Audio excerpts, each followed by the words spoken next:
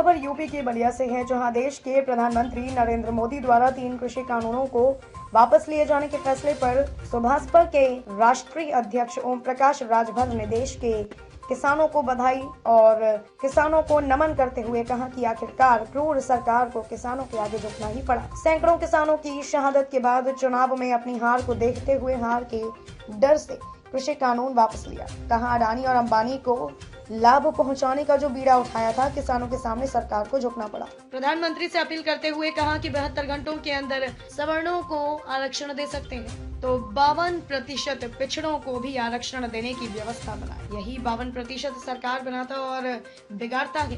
देश की जनता को महंगाई से निजात कैसे मिले, इसके लिए कानून बनाइए। देश में हिंदू मुस्लिम की राजनीति बंद करने की अपील की। कहा 12 महीने से अपने हक की लड़ाई लड़ने वाले किसानों की जीत हुई है। वहीं राजनीतिक कटाक्ष करते हुए कहा कि प्रधानमंत्री ने 3 काले कृषि कानून बनाए ही थे जो किसानों के अहित में थे।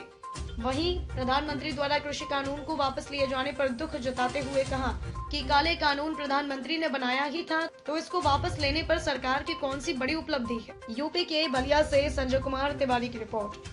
आज माननीय प्रधानमंत्री द्वारा जो 3 कृषि काले कानून वापस लिए हैं, इसमें देश के किसानों को सबसे पहले बधाई।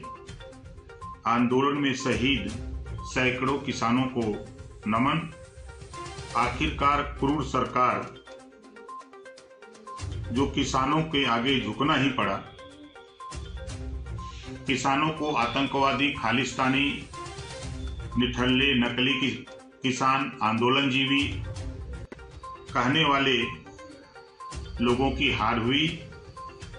सैकड़ों किसानों की शहादत के बाद चुनावों में अपनी हार को देखते हुए हार की डर से कृषि कानून वापस जो लिया है, अडानी और अंबानी को लाभ पहुंचाने का जो बीड़ा उठाया था, किसानों के सामने सरकार को झुकना पड़ा।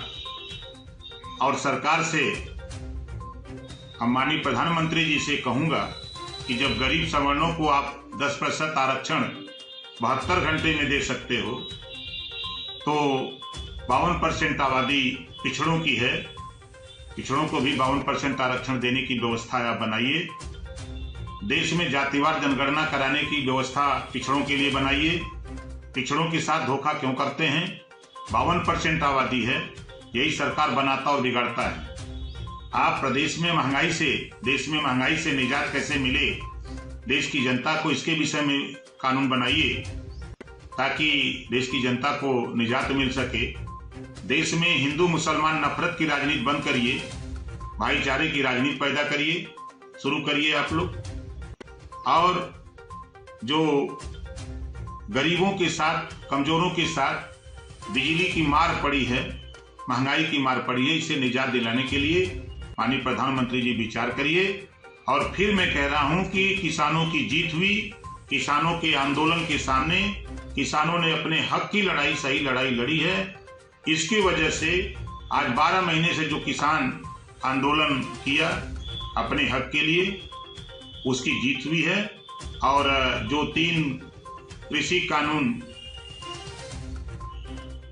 माननीय प्रधानमंत्री जी ने लागू किया था, ये किसानों के अहित में था, किसानों का नुकसान था, इसको वापस लिए हैं।